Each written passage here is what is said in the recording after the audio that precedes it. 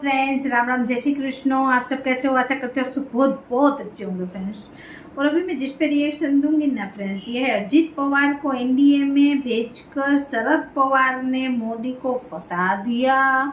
तो ये है अगेन महाराष्ट्र पे जो पॉलिटिकल अभी चल रहा है उनके बारे में ये वीडियो है फ्रेंड्स। इस खबर पे हमने खास नज़र बनाई हुई है फ्रेंड्स। और मेरे को थोड़ा इंटरेस्ट है महाराष्ट्र की जो पॉलिटिक चल रही है ना, उसमें थोड़ा इंटरेस्ट है मेरे को भी फ्रेंड्स। तो आइए पहले देख लेते हैं ये वीडियो, उसके बाद ही हमको पता चलेगा। हाँ,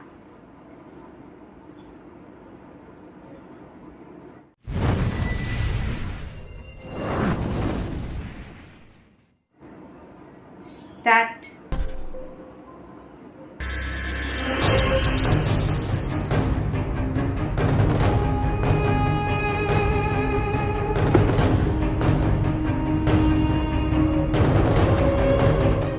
2024 के लोकसभा चुनाव की तैयारी एक अलग ही लेवल पर पहुंच चुकी है। विपक्ष और बीजेपी दोनों अपना कुनबा बढ़ाने में लगे हैं। मतलब कोई भी मिल जाए उसे अपने पाले में कर लिया जाए, यही चल रहा है। और इसका सबसे बड़ा उदाहरण है महाराष्ट्र, जहां बीजेपी ने शरद पवार के भतीजे अजीत पवार को अपने साथ मिला तो लिया, लेकिन इसका परिणाम क्या होगा उसका असर दिखने लगा है। इस वक्त महाराष्ट्र की राजनीति में क्या खिचड़ी पक रही है, आज उसी पर बात करेंगे।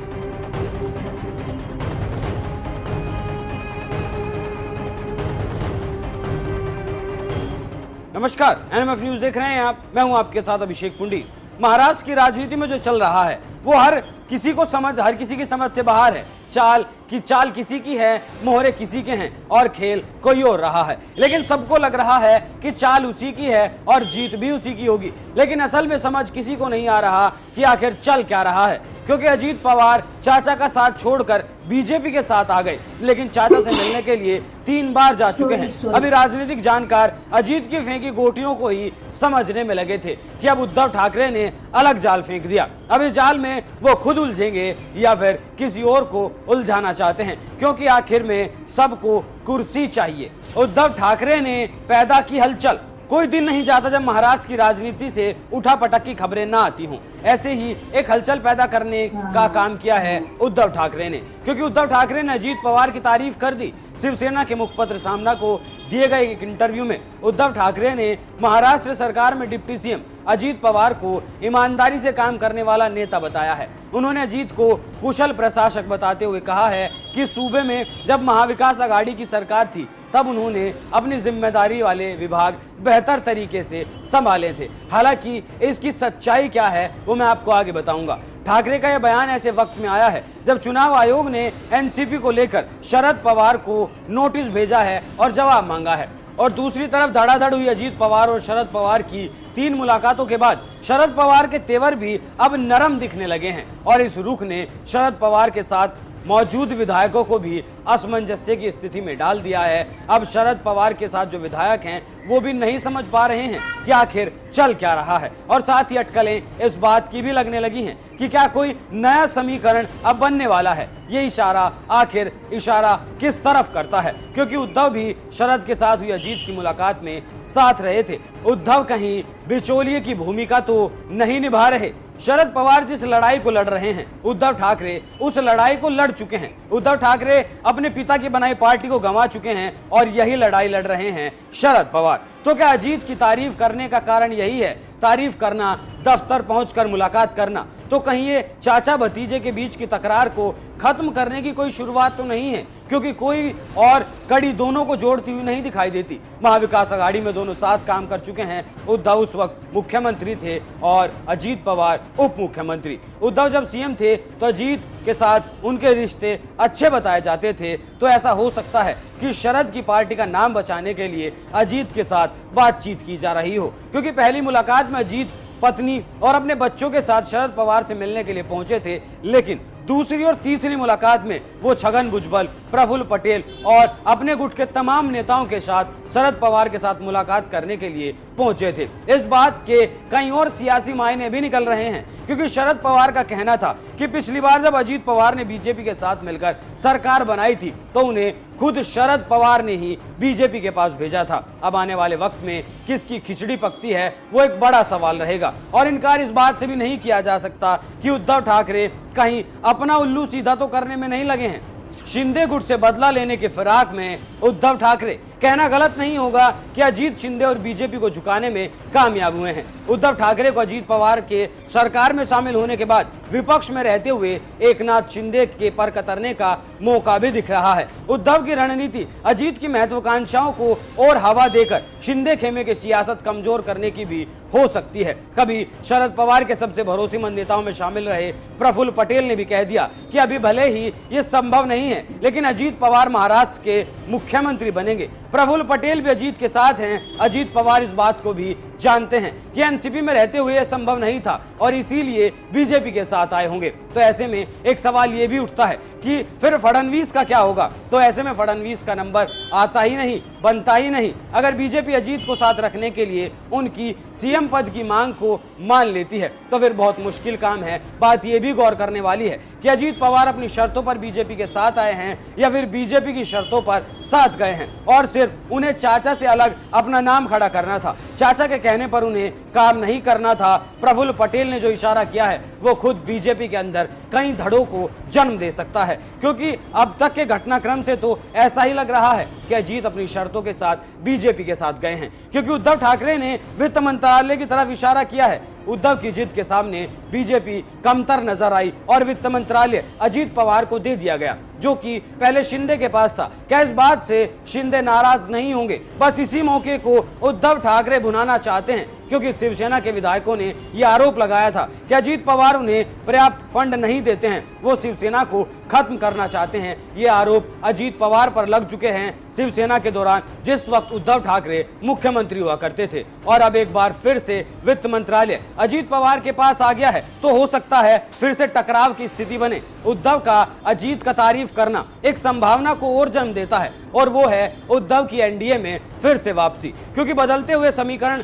से ऐसा हो सकता है कि उद्धव समझ गए होंगे कि अकेले में कुछ नहीं किया जा सकता।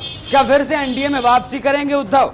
सियासत की गलियों में कब क्या हो जाए कुछ नहीं कहा जा सकता, और महाराष्ट्र आए दिन इस कथनी को चरितार्थ कर रहा है। महाराष्ट्र की गलियों में खबर ऐसी भी उड़ रही है कि उद्धव ठाकरे अजीत पवार के जरिए फिर से एनडीए में वापसी करना चाहते हैं और अजीत को सीढ़ी बनाकर वो फिर से सत्ता की सवारी करना चाहते हैं, क्योंकि बीजेपी अध्यक्ष जेपी नड्डा भी कह चुके हैं, जो पहले कभी भी एनडीए का हिस्सा रहे हैं, उनके लिए गठबंधन के दरवाजे खुले हुए हैं। हमने किसी को बीच में नहीं छोड़ा और जो छोड़कर गए हैं उन्हें खुद तय करना है कि वो कब वापस आना चाहते हैं। यहाँ गौर करने वाली बात यह भी है, जैसे ही नड्डा का यह बयान आया उद्धव ठाकरे के सुर बदलने लगे और अजीत पवार की शान में कसीदे पढ़े जाने लगे। उदाहरण भी देखिए, बिहार की लोक जनशक्ति पार्टी के दोनों धड़े, पशुपति पारस के नेतृत्व वाली राष्ट्रीय लोक जनशक्ति पार्टी और चिराग पासवान की लोक जनशक्ति पार्टी रामविलास एनडीए के साथ कदम ताल कर चुके हैं। ऐसे में अटकलें ये भी हैं कि महाराष्ट्र में भी क्या बिहार की तर्ज पर राजनीतिक समीकरण फिर से करवट लेगा। हालांकि जानकार फिलहाल उद्धव के एनडीए में शामिल होने की बात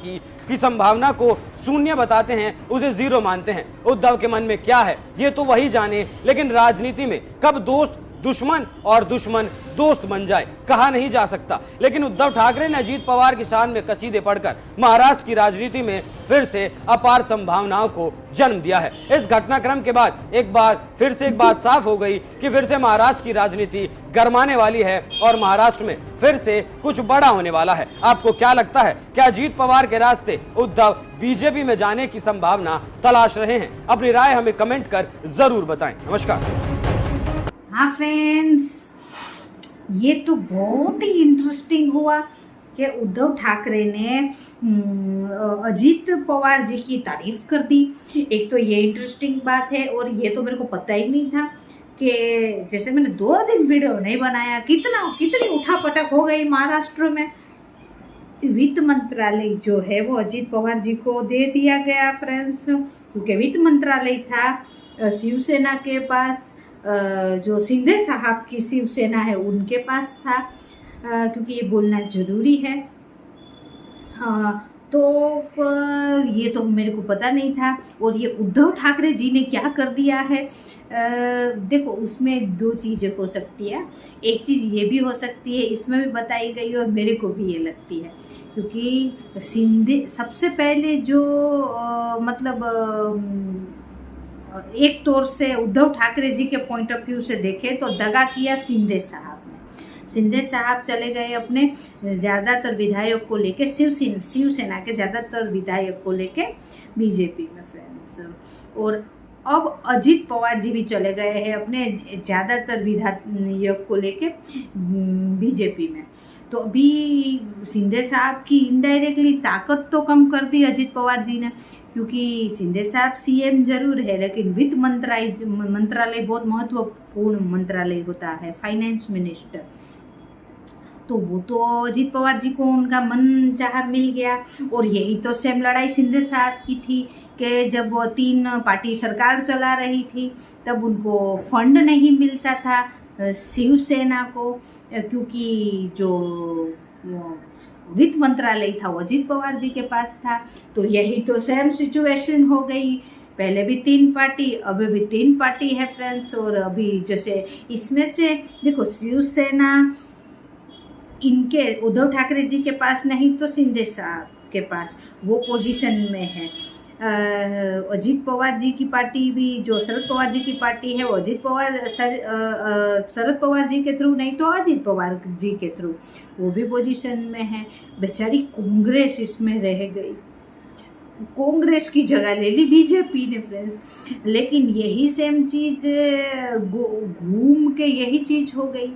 अब बीजेपी में भी मतलब इसमें भी थोड़े तकलीफ होने की बात है, क्योंकि यही कंप्लेंट शिंदे साहब को थी, उसी चीज़ से उन्होंने पार पाने के लिए बीजेपी में आए और वही सेम चीज़ अब इधर हो गई है। तो इसमें भी ये बात सही है, कुछ भी हो सकता है। हाँ, और एक बात ये भी हो सकती है कि उद्धव ठाकरे जी को आखिर 3.5 साल बाद ही मतलब दिमाग में आ गया, ये पता चल गया कि एनडीए के साथ ही रहना मतलब फ़ायदे में है, वरना ऐसे सरकार बनाएंगे तो कुछ नहीं हो सकता। तो इसीलिए भी तारीफ की, यानी अजीत पवार जी के थ्रू वो एनडीए में शामिल होना चाहते हैं, क्योंकि एनडीए के जो अध्यक्ष हैं जेपी नड्डा साहब, उन्होंने कहा जिसको भी आना है वेलकम है, हमारे दरवाजे खुले हैं। ये भी हो सकता है, कुछ भी हो, लेकिन ये बहुत इंटरेस्टिंग है। हाँ, और राजनीति में कुछ भी हो, चल तो ये कुर्सी का खेल रहा है। लेकिन अब ये जनता भी महाराष्ट्र की कंफ्यूज, अब भी इलेक्शन अगर होगा, यानी 3.5 साल तो हो ही गए, अभी अगर 3.5-4 साल हो गए तो अभी 1 साल 1.5 साल बाद इलेक्शन होगा, तो मतलब जनता किसको मैंडेट दे? अब जनता तो किसी भी एक पार्टी को मैंडेट देगी तो इसका तो पता नहीं है, कहीं मिलजुल के लोग खिचड़ी बना लेते हैं। अभी भी अगर उधर खिचड़ी बनी थी तो इधर बीजेपी ने क्या किया, बीजेपी ने भी तो खिचड़ी ही बनाई ना। तो जनता किसके पास जाए, किसको वोट दे, अभी इन लोगों ने तो जनता को दुविधा में डाल दिया। लेकिन महाराष्ट्र की जनता फ्रेंड्स बहुत ही समझदार है, जो भी करेगी अच्छा ही करेगी, और जो भी जिसकी भी सरकार बने फ्रेंड्स, बस हम लोग तो यही चाहते हैं महाराष्ट्र हमेशा प्रोग्रेस की राह पे चलता रहना चाहिए फ्रेंड्स।